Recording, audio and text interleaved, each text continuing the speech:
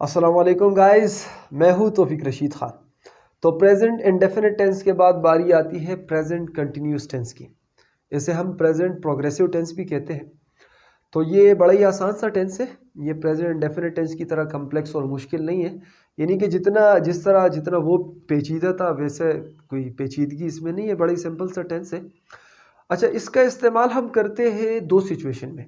एक, इसका इस्तेमाल हम तब करते हैं जब कोई काम अभी जारी हो और हमने उसका जिक्र करना हो, तो हम प्रेजेंट कंटिन्यूस टेंस का जिक्र करेंगे। जैसे कि मैं इंग्लिश पढ़ा रहा हूँ, आप इंग्लिश सीख रहे हो। अगर देखा जाए तो ये दोनों काम अभी जारी है, अभी हो रहे हैं, ठीक है। और इसके अलावा दूसरा, इसका इस्तेमाल तब किया जाता है जब कोई काम नियर फ्यूचर होना हो, यानी ऐसे इवेंट का जिक्र इसमें किया जाता है जो नियर फ्यूचर होने हो। जैसे कि मैं मिस्टर अली को बुलाने जा रहा हूँ, I am going to call mister Ali. अभी तक मैंने उसको बुलाया नहीं है, मगर मैं उसको बुलाने जा रहा हूँ, यानी कि अभी उसको बुलाऊंगा। तो ये काम अभी होने वाला है, नियर फ्यूचर है, तो इसका जिक्र भी हम प्रेजेंट कंटिन्यूस टेंस के अंदर करते हैं। जैसे कि आप एग्जांपल में एक दूसरा जुमला ले सकते हो कि मैं कल लंदन जा रहा हूँ।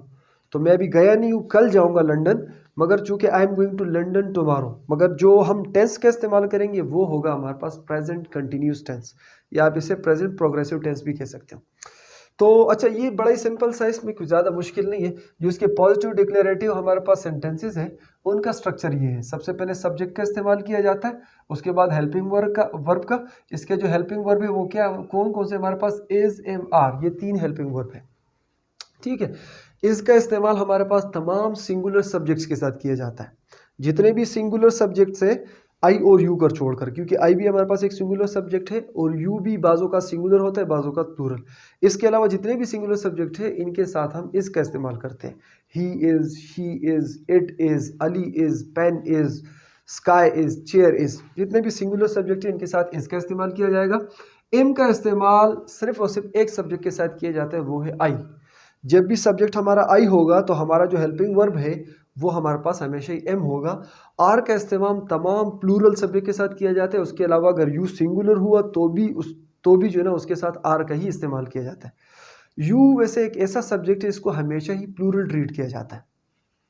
ख्वाह ये एक शख्स के लिए बोला गया हो यू, या 1000 लोग के लिए बोला गया हो, इसको ट्रीट कैसे किया जाता है, प्लूरल किया जाता है। तो जितने भी प्लूरल सब्जेक्ट है, जैसे कि यू हो गया, दे हो गया, वी हो गया, अली एंड अकरम हो गया, इसके अलावा चेयर एंड टेबल हो गया, तो जितने भी प्लूरल सब्जेक्ट है इनके साथ हम आर का इस्तेमाल करेंगे। तो सबसे पहले सब्जेक्ट, फिर हेल्पिंग वर्ब, फिर इसके बाद मेन वर्ब का इस्तेमाल किया जाएगा। और इसके अंदर जो मेन वर्ब का इस्तेमाल किया जाता है वो है हमारे पास V4, ठीक है। V4 हम कहते हैं प्रेजेंट पार्टिसिपल को। जो present participle form of verb है ना, इसे हम V4 कहते हैं। प्रेजेंट पार्टिसिपल नहीं समझते तो आसान है। आईएनजी वाली जो वर्ब होती है ना, जब वर्ब की बेस फॉर्म में आईएनजी लगा दिया जाता है तो वो हमारे पास कहलाती है V4। इसे हम प्रेजेंट पार्टिसिपल भी कहते हैं। जैसे कि गो हमारे पास बेस फॉर्म ऑफ वर्ब है, इसके अंदर हमने आईएनजी लगा दिया, गोइंग बन गया। तो अब ये जो गोइंग है ये प्रेजेंट पार्टिसिपल है, ठीक है। और इसके अलावा आप इसे V4 भी कह सकते हो। अच्छा, उसके बाद हम ऑब्जेक्ट या कंप्लीमेंट लगाएंगे। अगर वर्ब ट्रांजिटिव हुआ तो ऑब्जेक्ट लगाएंगे, अगर वर्ब हमारे पास इंट्रांजिटिव हुआ तो हम कंप्लीमेंट का इस्तेमाल करेंगे, ठीक है। और ज़रूरी भी नहीं है कि ऑब्जेक्ट और कंप्लीमेंट का इस्तेमाल किया जाए। अगर वर्ब इंट्रांजिटिव हुआ और हमने कंप्लीमेंट की ज़रूरत हमें महसूस नहीं हुई तो फिर हम किसी भी चीज़ को नहीं लगाएंगे।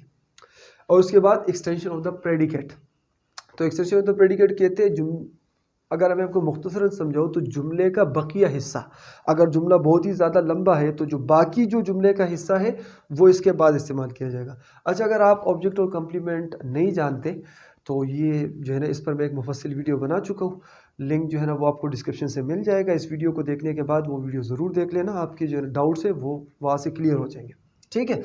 तो बढ़ते हैं अपने एग्जांपल्स की तरफ।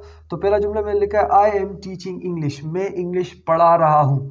आई हमारे पास सब्जेक्ट है, हमने उठा लिया। आई के साथ मैंने कहा था आपको कि एम का इस्तेमाल किया जाएगा, तो हेल्पिंग वर्ब एम आ गई है। इसके बाद जो है ना हम मेन वर्ब का इस्तेमाल करते हैं, जो कि प्रेजेंट कंटिन्यूस टेंस के अंदर हमारे पास V4 होती है, यानी कि प्रेजेंट पार्टिसिपल होती है। तो टीच की प्रेजेंट पार्टिसिपल क्या है, टीचिंग है, तो उसके बाद हमने टीचिंग का इस्तेमाल किया। उसके बाद ऑब्जेक्ट का इस्तेमाल, चूंकि ट्रांजिटिव वर्ब है ना, इसके साथ हमने ऑब्जेक्ट यानी कि इंग्लिश का इस्तेमाल किया। आई एम टीचिंग इंग्लिश, मैं इंग्लिश पढ़ा रहा हूँ। इसी तरह यू आर लर्निंग इंग्लिश, आप इंग्लिश सीख रहे हो। तो यू हमारे पास सब्जेक्ट आ गया, आर हमारे पास हेल्पिंग वर्ब आ गया, ठीक है, HV हेल्पिंग वर्ब। आर आ गया हमारे पास, यू के साथ आर का इस्तेमाल किया जाता है। लर्निंग हमारे पास V4 आ गया, और इंग्लिश हमारे पास फिर ऑब्जेक्ट आ गया। ही इज कमिंग हेयर, वो यहाँ आ रहा है, ठीक है। तो ही हमारे पास सब्जेक्ट आ गया, और आपको मैंने बताया था कि जितने भी सिंगुलर सब्जेक्ट है इनके साथ इसका इस्तेमाल किया था, तो हेल्पिंग वर्ब इज आ गई, और जो मेन वर्ब है कम थी इसके अंदर हमने आईएनजी लगा दिया, तो बन गया coming. He is coming here, वो यहाँ आ रहा है, यानी कि ये काम अभी जारी है, वो आ रहा है, ठीक है ना। शी इज निटिंग जर्सी, वो जर्सी बुन रही है। ये निटिंग कहते हैं, ये बुनाई नहीं होती जो लड़कियां करती है, बुनाई कढ़ाई का काम, ठीक है, इसे निटिंग कहते हैं। शी इज निटिंग जर्सी, वो जर्सी बुन रही है, यानी कि ये काम अभी जारी है, वो अभी लगी हुई है, इसने जो है ना सुइयां उठाई है और वो जर्सी बुन रही है। They are going to Karachi, वो कराची जा रहे हैं, ठीक है ना। तो ये काम भी अभी जारी है, वो क्या कर रहे हैं, कराची जा रहे हैं, यानी कि वो रास्ते में है, कराची जा रहे हैं। वी आर स्विमिंग, हम तैर रहे हैं, जैसे कि यहाँ पर हमने वी सब्जेक्ट उठाया, उसके बाद हेल्पिंग वर्ब हमने आर उठाया, उसके बाद हमने जो हमारे पास V4 है वो उठाया स्विमिंग, इसके बाद जुमला इधर ही खत्म हो गया, ऑब्जेक्ट कंप्लीमेंट और एक्सटेंशन ऑफ द प्रेडिकेट की जरूरत नहीं पड़ी।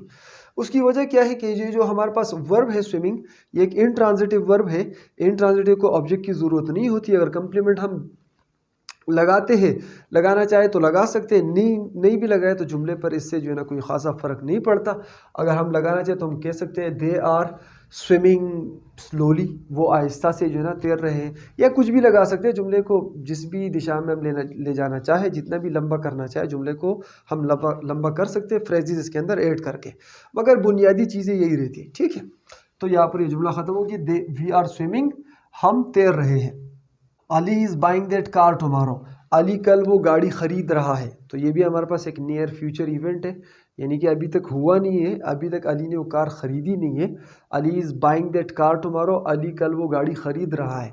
नियर फ्यूचर इवेंट का जिक्र भी जैसे मैंने आपको बताया प्रेजेंट कंटिन्यूस टेंस के अंदर किया जाता है, तो यहाँ पर भी हमने इसका इस्तेमाल यहाँ पर इसी में प्रेजेंट कंटिन्यूस टेंस के अंदर ही किया। Ali is buying that car tomorrow, Ali कल वो गाड़ी खरीद रहा है। तो अली सब्जेक्ट आ गया, इज हमारे पास हेल्पिंग वर्ब है, बाइंग हमारे पास V4 हो गई मेन वर्ब, दैट कार हमारे पास ऑब्जेक्ट हो गया, टुमारो हमारे पास एक्सटेंशन ऑफ द प्रेडिकेट हो गया। Sanam and Aasma are calling you, Sanam और आसमा तुमको बुला रहे हैं। यहाँ पर आपने ऊपर देखा, ऊपर मैंने कई पर नाम इस्तेमाल किए, अच्छा नहीं किया। तो सिंगुलर सब्जेक्ट का मैंने आपको कहा था कि सिंगुलर सब्जेक्ट के साथ इसका इस्तेमाल किया जाएगा। यहाँ पर जो है ना नाम आ गया है, फिर भी हमने आर का इस्तेमाल किया। उसकी वजह यह है कि सब्जेक्ट सिंगुलर नहीं है, सब्जेक्ट प्लूरल है। सनम एंड आसमा, दो लोग हैं, दो लोगों की बात की गई है। अच्छा यहाँ पर था, ठीक है, अली के साथ हमने इज लगाया था, सनम एंड आसमा के साथ आर लगाया है। क्यों? क्योंकि अली हमारे पास एक सिंगुलर सब्जेक्ट था, सनम और आसमा अब एक लोग नहीं है, अब वो दो लोग बन गए हैं। तो दो है तो सिंगुलर नहीं है, नहीं रहा, प्लूरल हो गया, तो इसलिए हमने इसके साथ आर का इस्तेमाल किया है। Sanam and Aasma are calling you, Sanam और आसमा तुमको बुला रहे। अच्छा, अगर इसके जो नेगेटिव डिक्लेरेटिव सेंटेंसेस है उनको कैसे बनाए जाते हैं, तो इसका भी जो है ना मैंने यहाँ पर लिखा है उसका फार्मूला कि इसको भाई किस तरह बनाया जाता है। सबसे पहले हम नेगेटिव यानी इनकारिया, जिसके अंदर इनकार मौजूद होता है, सबसे पहले हम सब्जेक्ट का इस्तेमाल करेंगे, उसके बाद हेल्पिंग वर्ब का इस्तेमाल करेंगे। इसके हेल्पिंग वर्ब यही है, एज एम आर इसके हेल्पिंग वर्ब है, ठीक है। उसके बाद फिर नट का इस्तेमाल करेंगे, फिर V4 का इस्तेमाल करेंगे, यानी कि वर्ब की जो ING फॉर्म होती है उसका इस्तेमाल करेंगे, फिर ऑब्जेक्ट या कंप्लीमेंट का इस्तेमाल करेंगे, फिर एक्सटेंशन ऑफ द प्रेडिकेट का। अच्छा, ये जो हिस्से हैं ये ज़रूरी नहीं है कि जुमले के अंदर मौजूद हो, कभी कभार ये नहीं भी होते, नहीं होते तो हम नहीं लगाते। जैसे कि यहाँ पर था, किधर गया, वी आर स्विमिंग, तो इस हिस्सों की ज़रूरत नहीं थी, हमने नहीं लगाया, ज़रूरत होगी तो हम लगाएंगे, ठीक है। अच्छा, तो I am not laughing at you, मैं तुम पर नहीं हंस रहा। अब नट आ गया तो भाई ये इनकारिया हो गया। अच्छा, ये बड़ा ही आसान है, ठीक है। ये जो हमारे पास नेगेटिव सेंटेंसेस होते हैं इनकी पहचान बड़ी आसान है। जब भी आप किसी जुमले के अंदर नट को देख लो, NOT, तो भाई पहचान लेना कि ये हमारे पास नेगेटिव जुमला है, ठीक है। I am not laughing at you, मैं तुम पर नहीं हंस रहा। सब्जेक्ट आ गया हमारे पास आई, उसके बाद हेल्पिंग वर्ब एम आ गई, उसके बाद हेल्पिंग वर्ब के बाद नट का इस्तेमाल किया जाएगा, यहाँ पर किया गया। इसके बाद V4 का इस्तेमाल किया गया है। उसके बाद जो है ना ऑब्जेक्ट या कंप्लीमेंट, तो वर्ब हमारे पास ये कौन सी है, लाफिंग, ये हमारे पास एक इनट्रांजिटिव वर्ब है। तो इनट्रांजिटिव वर्ब क्या लेती है, ये एक कंप्लीमेंट लेती है, ये हमारे पास ऑब्जेक्ट नहीं लेती। तो एट यू हमारे पास इसका क्या आ गया, कंप्लीमेंट आ गया। अगर ट्रांजिटिव इनट्रांजिटिव से वाकिफ नहीं हो तो मैंने इस पर भी एक वीडियो बनाई है, बड़ी मुफस्सिल वीडियो है, तो मैं उसका भी लिंक जो है ना आपको डिस्क्रिप्शन में दे रहा हूँ। इस वीडियो को देखने के बाद वो वीडियो भी ज़रूर देख लेना, आपके बहुत सारे डाउट्स वो जो है ना उस वीडियो से क्लियर हो जाएंगे। अच्छा, यू आर नॉट वॉकिंग, तुम नहीं चल रहे। Bilal is not talking, Bilal बात नहीं कर रहा। We are not teasing them, हम उन्हें तंग नहीं कर रहे। इट इज़ नॉट वर्किंग, ये काम नहीं कर रहा। The aeroplane is not flying, जहाज़ नहीं उड़ रहा। Ali and Abbas are not fighting, Ali और अब्बास नहीं लड़ रहे। तो ये तमाम के तमाम जुमले में आप देख रहे हो कि इनके अंदर जो कामों का जिक्र किया गया है वो दो तरह से, या तो वो काम अभी जारी है अली और, यानी कि अभी जो है ना वो काम जारी है, या वो नियर फ्यूचर होने वाले है। ठीक है ना, अली और अब्बास नहीं लड़ रहे, आप कह रहे हो तो नहीं लड़ रहे, तो हमने बात भी तो नहीं लड़ने की है ना। ठीक है ना, अगर लड़ रहे हैं तो भी अभी जारी है, अगर नहीं लड़ रहे तो भी अभी की बात हो रही कि भी अभी नहीं लड़ रहे। हो सकता है 5 मिनट बाद वो लड़ने लग जाए, या हो सकता है 5 मिनट पहले वो लड़ रहे थे, मगर हम अभी की बात कर रहे हैं। तो ये हमारे पास प्रेजेंट कंटिन्यूस टेंस के पॉजिटिव डिक्लेरेटिव और ये नेगेटिव डिक्लेरेटिव। आप जो है इससे स्क्रीनशॉट ले लो, मैं इसको रिमूव करके इसके इंट्रोगेटिव पर बढ़ते फिर। अच्छा, तो अब इसके पॉजिटिव इंट्रोगेटिव के स्ट्रक्चर की बात करते हैं कि भाई इसके पॉजिटिव इंट्रोगेटिव जुमले कैसे बनते हैं। सबसे पहले तो ये जो वर्ड है ना, इसको देखकर कंफ्यूज होने की ज़रूरत नहीं है। पॉजिटिव वो जुमले होते हैं जिनके अंदर इनकार नहीं होता। ठीक है ना, ये आप टाइप्स ऑफ सेंटेंसेस के अंदर ये बात जो है ना खूब तरीके से जान चुके हो। तकरीबन हर एक सेंटेंस के टाइप के अंदर ही नेगेटिव और पॉजिटिव होता है, और नेगेटिव वो जिसके अंदर इनकार होता है। ठीक है, तो ये इंट्रोगेटिव के सेंटेंसेस ही है, यानी कि पॉजिटिव इसलिए लगाया कि भाई ऐसे इंट्रोगेटिव कि जिनके अंदर नट नहीं होगा, यानी कि नट के बिना वाले इंट्रोगेटिव। ठीक है, तो सबसे पहले हेल्पिंग वर्ब का इस्तेमाल किया जाएगा, फिर सब्जेक्ट का इस्तेमाल किया जाएगा, फिर हमारे पास V4 का इस्तेमाल किया जाएगा, फिर ऑब्जेक्ट या कंप्लीमेंट, फिर extension of the predicate. Rules वही है, रूल्स में कोई तब्दीली नहीं हुई, बस सिर्फ चीज़ें आगे पीछे होगी। अच्छा, पहले ये जो हमारे पास जुमला था ये था आई एम टीचिंग इंग्लिश, मैं इंग्लिश पढ़ा रहा हूँ। ठीक है, तो अब ये बन जाएगा कि क्या मैं इंग्लिश पढ़ा रहा हूँ। तो भाई हम इसको कैसे करेंगे, इंट्रोगेटिव बनाएंगे। अगर इंग्लिश में बनाएंगे तो फिर कैसे बनाएंगे, एम आई टीचिंग इंग्लिश, क्या मैं इंग्लिश पढ़ा रहा हूँ। तो सबसे पहले हमने हेल्पिंग वर्ब को उठाया, उसके बाद सब्जेक्ट को उठाया। देखो एम हेल्पिंग वर्ब इसलिए है क्योंकि सब्जेक्ट आई है। अगर सब्जेक्ट ही होता तो फिर हेल्पिंग वर्ब इज होता। ठीक है ना, फिर आ जाता इज ही टीचिंग इंग्लिश। ठीक है ना, अगर सब्जेक्ट यू होता तो फिर आर आ जाता, आर यू टीचिंग इंग्लिश। ठीक है ना, तो सब्जेक्ट के मुताबिक ही हम हेल्पिंग वर्ब का इस्तेमाल करेंगे। तो हेल्पिंग वर्ब आ गया, सब्जेक्ट आ गया हमारे पास, उसके अलावा V4 यानी आईएनजी फॉर द वर्ब आ गई, उसके बाद ऑब्जेक्ट आ गया। इसी तरह आर यू लर्निंग इंग्लिश, क्या आप इंग्लिश सीख रहे हो। इज ही कमिंग हेयर, क्या वो यहाँ आ रहा है। Is he knitting, sorry is he तक यहाँ पर पहले शी था, ही भी हो तो भी गलत नहीं है। ठीक है, ही शी दोनों के साथ इस का इस्तेमाल किया जाता है। इज शी निटिंग जर्सी, क्या वो जर्सी बुन रही है। Are they going to Karachi, क्या वो कराची जा रहे हैं। आर वी स्विमिंग, क्या हम तैर रहे हैं। Is Ali buying that car tomorrow, क्या अली कल वो गाड़ी खरीद रहा है। Are Sanam and Asma calling you, क्या सनम और आसमा तुम्हें बुला रहे हैं। तो ये इसके इंट्रोगेटिव का स्ट्रक्चर है, बड़ा ही आसान है। अब नेगेटिव इंट्रोगेटिव कैसे बनाते हैं, चलो इस पर भी बात कर लेते हैं।